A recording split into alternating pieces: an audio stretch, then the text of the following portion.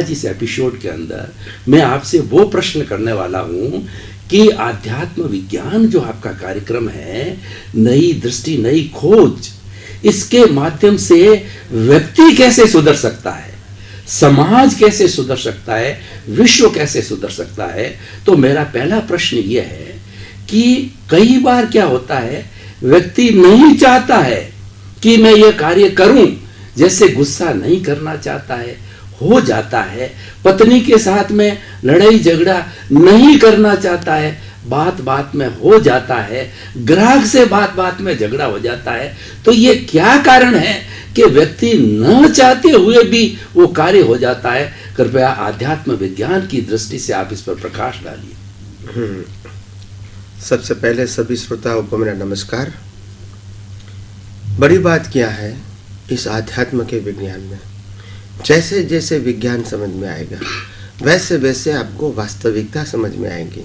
हम जो अपना जीवन अभी मन, वचन और काया से जी रहे हैं, मन से सोच रहे हैं, जबान से बोल रहे हैं और शरीर से क्रिया कर रहे हैं, ये तीनों प्रकार के मन, वचन, काया से हमारा जीवन चलता है। सामने वाला व्यक्ति का जीवन भी ऐसे ही मन, वचन, काया से चल रहा है।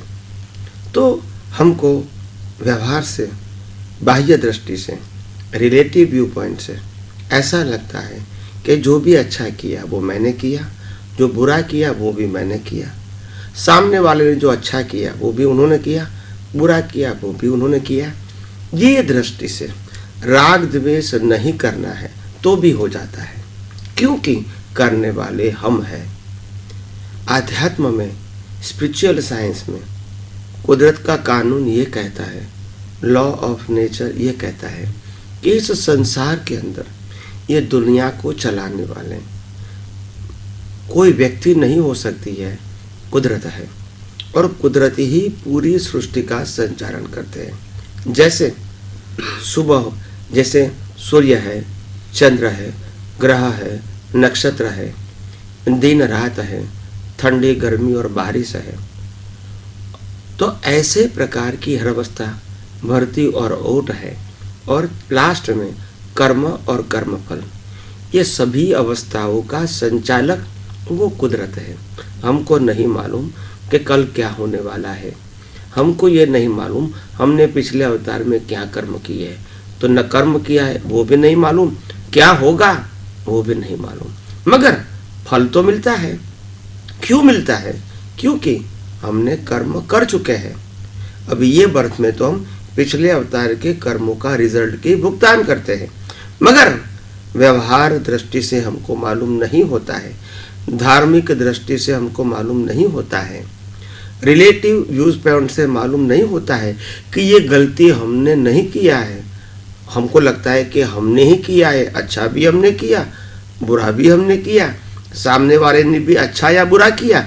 यही दृष्टि हमारी जो रिलेटिव व्यू पॉइंट वाली है वो हर दिन चलती रहती है, और यही दृष्टि से राग द्वेष नहीं करना है तो भी हो जाता है, क्योंकि हमको वास्तविकता मालूम नहीं है। अगर वास्तविकता मालूम हो जाए तो आपको ही मालूम हो जाएगा कि ये दुनिया कैसे चलती है। ये दुनिया कुदरत के कानून से चलती है। हमने जो कुछ भी कर्म किए हैं उसी कर्म के भुगतान के लिए कुदरत हमको संजोग देते हैं। तो संजोग जब मिलता है तो संजोग से हमको कर्मों की भुगतान पाप और पुण्य की होती है, उसमें सामने वाला व्यक्ति निमित्त के रूप में मिलता है। मगर हम समझते हैं कि सामने वाला व्यक्ति भी करता है अपने मन वचन काया के, और हम भी अपने मन वचन काया के करता है, और यही अज्ञानता से राग द्वेष होते हैं, कषाय होते हैं, क्रोध मान माया लोभ होता है, और हर प्रकार के प्रॉब्लम्स भी जीवन में, पजल जीवन में खड़े हो जाते हैं। विज्ञान जानोगे तो मालूम होगा कि मन वचन काया की अवस्था मात्र कुदरती रचना है, ये हमारी रचना नहीं है। कुदरत ने क्यों ये रचना बनाई? क्योंकि ये हमारे कर्मों का फल है। कर्म कब किए थे? कर्म पिछले अवतार में किए थे, ये अवतार में कर्मों का फल है। तो कर्म के अंदर मेहनत होती है, फल के अंदर मेहनत नहीं होती है। कर्म के अंदर हमारे पास फ्रीडम होती है, कर्म फल के अंदर फ्रीडम नहीं है, क्योंकि रिजल्ट में मेहनत नहीं है और फ्रीडम भी नहीं है। जो एग्जाम दिया है इसका फल आपको मिलेगा, आप इसको स्वीकारो या ना भी स्वीकारो, फल कंपलसरी है क्योंकि आपने एग्जाम दिया है। ऐसे कर्म किया है तो कर्म फल मिलता रहेगा।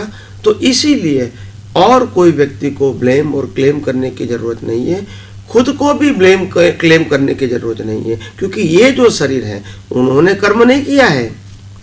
ये शरीर तो कर्मों के भुगतान का साधन है। कर्म तो पिछले अवतार में पिछले शरीर की और आत्मा की हाजिरी में हुआ था। अभी आत्मा तो वही है मगर बॉडी अलग है। तो ये बॉडी ने कर्म नहीं किया है, मगर ये बॉडी कुदरत ने पिछले अवतार के कर्मों के भुगतान के दिया है, भुगतान के लिए दिया है। तो भुगतान तो करना पड़ेगा। मगर ये भी नहीं कहो कि मैंने किया है, ये भी नहीं कहो उन्होंने किया है। ये दोनों का शरीर जो चलता है जिस संजोगों के आधार से, वो संजोग बनाने वाले कुदरत है। आप समझे? तो जब कुदरत की रचना मालूम हो जाएगी धीरे धीरे, तो एक दूसरे के ऊपर ब्लेम और क्लेम बंद हो जाएंगे, राग द्वेष बंद हो जाएंगे, मालिकी भाव और कर्ता भाव बंद हो जाएगा। मगर ये धीरे धीरे समझ में आएगा। जैसे जैसे आगे ये विज्ञान चलता रहेगा, आप सुनते रहेंगे, आपके प्रश्नों का समाधान मिलता रहेगा, वैसे वैसे आपके जीवन के अंदर ये दृष्टि का संचार होगा और ये दृष्टि धीरे धीरे धीरे बढ़ती जाएगी और आपका अनुभव, आपकी स्थिरता, आपकी शांति और आपका समाधान भी अपने आप आपको ही ये विज्ञान के माध्यम से मिलता रहेगा।